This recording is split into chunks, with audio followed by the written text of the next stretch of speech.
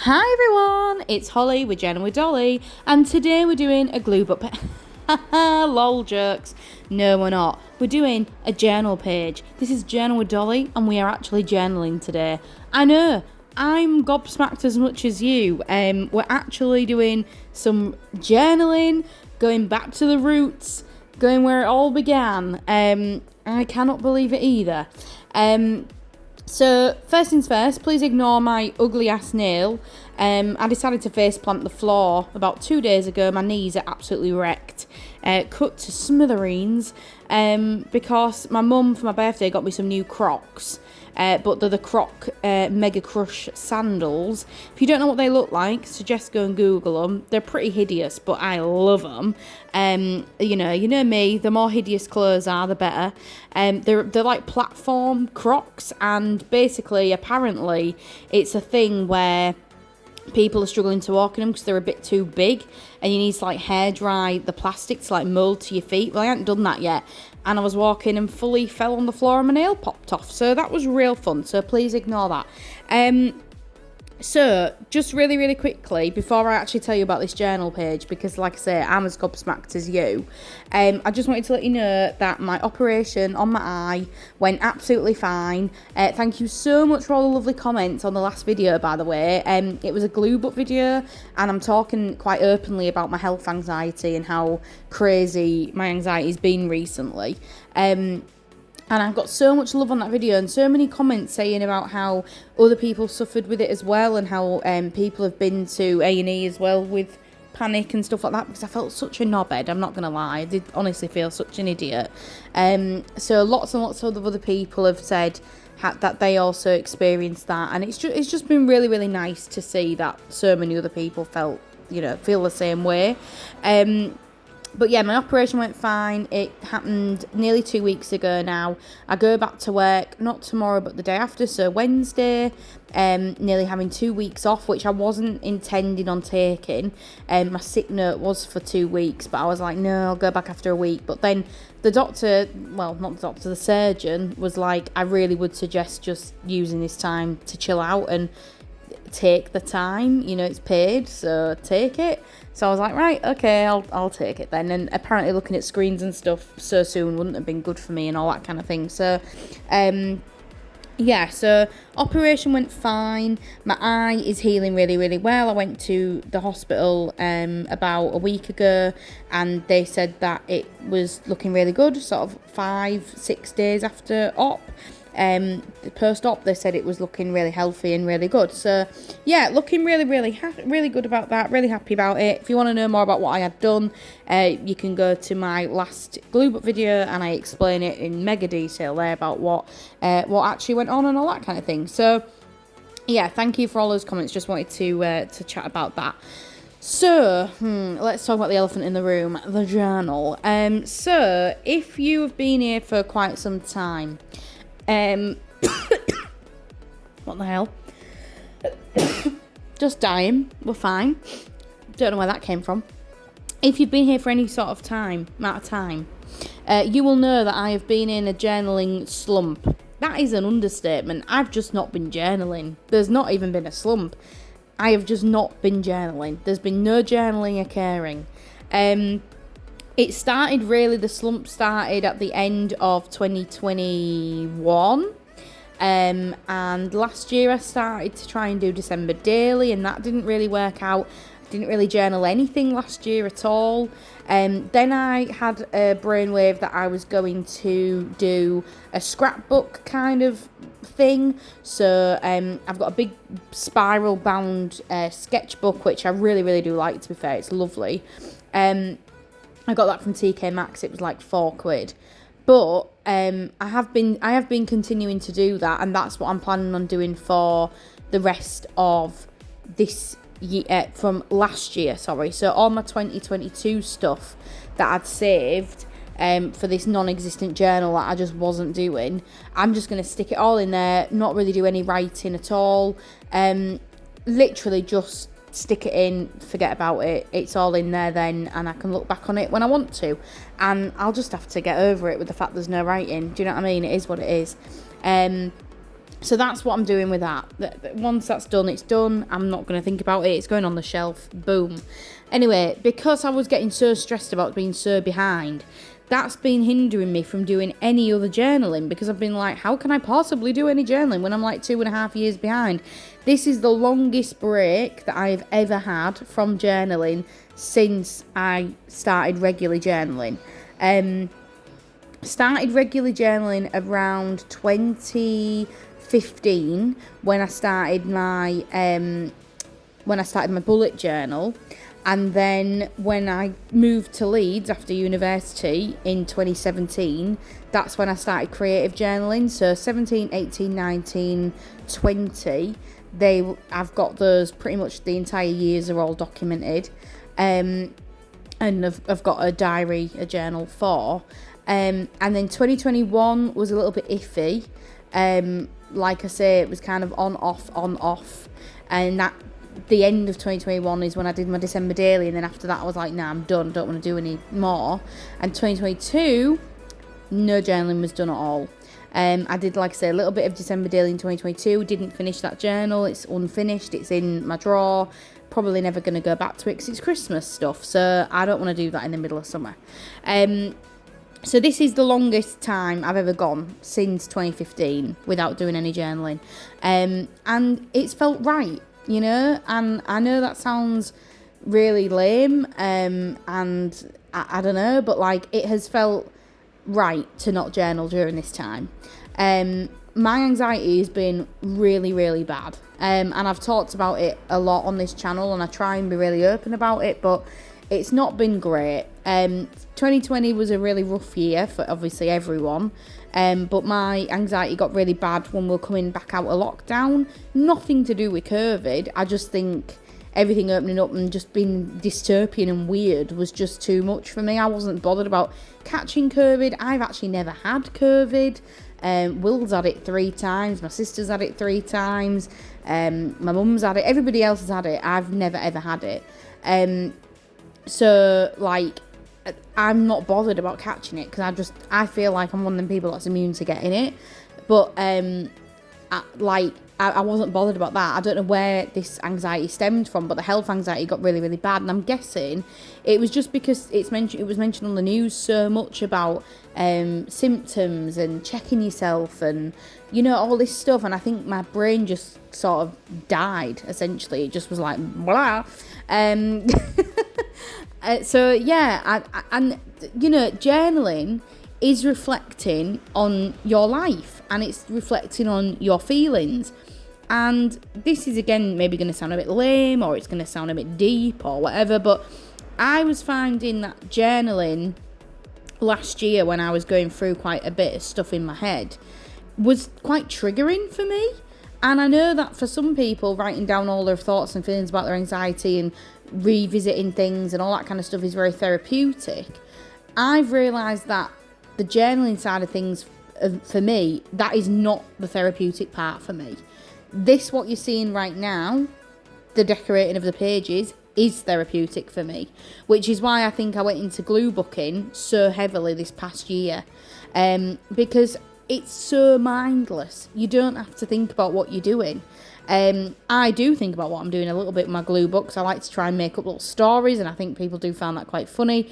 And when I do my flip throughs of my glue books, I do explain that and kind of go into where my brain's going. But it's all imaginary. These stories are not things that I have lived. They're not feelings that I've felt. And that's another reason why I think I've got so back into my reading at the moment. I'm on 18 books for 2023 so far. I've read 18 books. I'm very happy with that, considering I'm a teacher and I do a lot of reading at work. So the fact that I do quite a lot outside of work as well, I'm really, really proud of that. I know 18 might not sound a lot to some people, but it's a really good milestone for me. I wanted to read 23 books this year, 23 for 23. Think I'm going to hit that and a little bit more. So really, really pleased with that. But again, it's taking me out of my real life situation. It's pulling me out. It's making me think about someone else's problems for a bit, someone else's anxiety for a bit. I don't have to think about money. I don't have to think about family. I don't have to think about me and Will. I don't have to think about Pixie having epilepsy. I don't have to think about any of these things which are, you know, they all mount up to create stress. I don't have to think about my job. I don't have to think about work. I don't have to think about my PGCE coming up or training to be a teacher or my imposter syndrome kicking in with my new job. And I keep calling it a new job. I've been teaching now properly since October.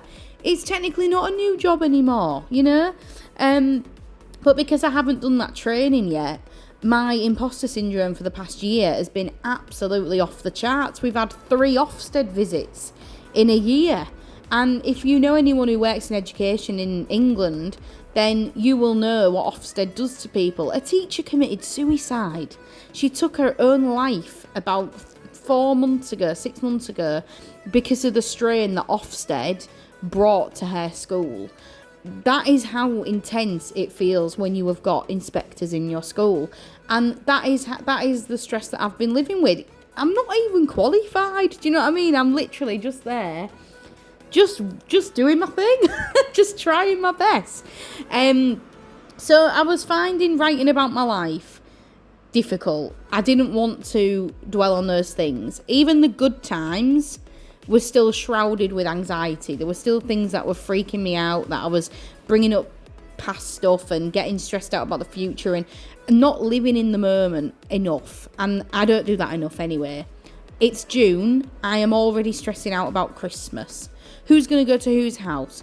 What's it going to look like? Is my sister going to be working over Christmas? Am I going to, what's my workload going to look like? Is Will going to be coming to mine? Or am I going to be going to his? Is my mum going to have is she going to be offended if we don't go this day or that day or what? I'm already stressing out about it. It's June. What on earth is my brain doing? It's silly. And I know it's silly, but I just can't help it. It's just how I am. So my new plan, okay, you might be thinking, well, what are you going to do then, mate? What are you going to do? My new plan is we're not putting any pressure on me, okay? The last few years, I've been putting pressure on me. We need to do it every single day. We need to do it every single week. Anytime something fun happens, we need to journal about it. We need to write about it. No. We're getting rid of that mindset altogether. I need to listen to my old advice on some videos I posted many moons ago. The journal police are not coming. They're not going to knock on your door and be like, you're getting arrested. Hell, if that was the case, I would have been on death row now. The journal police would be like, there's been no journaling, mate. You're getting sent down. So they're not going to turn up, okay? I'm just going to do me. It sounds super lame again. I just feel like I'm sounding like a full-on cliche this entire video, but I'm just going to try and do me. I'm going to just journal when I want to, write about what I want to, say what I want to say. If I want to go back and journal about anything that happened this year so far in this book, whoop whoop, let's do it. I go to Barcelona in 2 months and I want to journal about that. I do want to journal about that. I might not do it when I'm there. That's fine. I can save all the stuff. I can stick it into here when I'm done. Do I want a separate notebook for Barcelona or do I want to take this journal? I'm not sure yet. I don't know. This book that I'm doing right now, I'm going to add whatever I want to it. Do I want to do a currently page? Do I want to put my reading log in it? Do I want to make a bullet journal page? Do I want to do a to-do list in it? Do I want to do this? Do I want to do that? I'm going to make this book my thing to take. I might even take to work with me. I don't know. I just want this book to feel like I want to get back into journaling. I want to love it again, and I want to kind of just write, just do it. This little bit that I've the things that I've been using today in the book, so like that picture of the teacher and the Life is Beautiful thing and the Rebecca Hoot stickers and stuff. I went into my stuff and took out some things which I wanted to include on this page. And that's also what I'm going to have to try and do. I've now got too much stuff. I'm perfectly aware of that. Last year I had a massive clear out. I got rid of so much craft stuff. I sold it for like £100. I literally got rid of absolutely loads. And that's it now. I don't want to get rid of anything else. I'm happy with the stuff I've got. But I've still got a lot. And it still takes a lot to get through. So I am trying to pick little things out, like that woman with that house on her head. Wanted to use that, not enough space. So I'm trying to pick out bits and pieces which I definitely want to use on each page. But essentially, there's no rules, okay? That is the rule that I've created for myself. There's no rules in this book. This was a £2 composition book from Tiger. Like I say, it only cost me £2, so it didn't cost me a lot. It's massive. It's really, really thick. When I finish with it, I imagine it's going to be bulging out, which is what I want it to do. I want it to be full of stuff and be really, really nice. But again, I'm already putting pressure on myself. I want it full of stuff like this, like that. I just want to have a go at getting back to journaling. Just want to have a go. So you're not going to see me doing any writing on here today because I really want to think about what I put on this page. I want to try and condense all my thoughts and just kind of stick it on there and talk about anxiety a little bit, but say about, my job and where I am in my life and all that kind of stuff. So if you want to see the page with the writing on it, I probably won't blank it out. There's nothing on there that I'm that bothered about you seeing. I talk about everything openly enough on here, don't I? If you want to see that, then when I've decided what I want to write and everything, it'll be uploaded to my Instagram, so you can go over there and have a look at what it looks like with all the writing on it. But thank you so much for sticking with me through this actual just madness that has been me working out my feelings. And I don't mean just this video, I mean throughout the whole of, the last couple of years. I know that glue booking isn't for everybody and magazine harvesting isn't for everybody, and that's the majority of what my channel has been recently, but that's because it's been the best thing for me at the time. And I've always said that this channel, I'm never going to make it my job. I'm never going to make it work. I never want to make it feel like work or feel pressure to put stuff on here. It's when I feel like it, and that's what I've always been like, and that's what it's always going to be like. I'm never going to have like a Patreon account or my own club you have to pay for or anything like that. It's just me having a crafty time. I work full time. I don't need to add more stress. We're all here. We're all just wanting to have a good time and do some gluing and do some sticking and just do some crafting. And that's all I'm here for. So that's why there's never been a rigid schedule or anything like that. And we're going to continue with that. When I get time, a video will pop up, and that's how I roll. Do you know what I mean? I'm pretty chill. That's how we are. So I hope you've enjoyed this video. I hope that I've explained myself well enough. Feel like I've gone on a little bit of a rant. We've had a spiritual, emotional journey together. But I hope it's kind of given you some clarity on where I am and maybe made yourself feel a little bit better about your journaling habits if you haven't been as consistent as you wished you were, or if you're feeling guilty about being behind or anything like that. All you've got to remember, guys, is there's no real such thing as being behind. It's made up. We make it up in our heads. There is nothing real about it because you don't have to journal. There's nothing telling us that we have to do it. We make it up in our heads to put pressure on ourselves.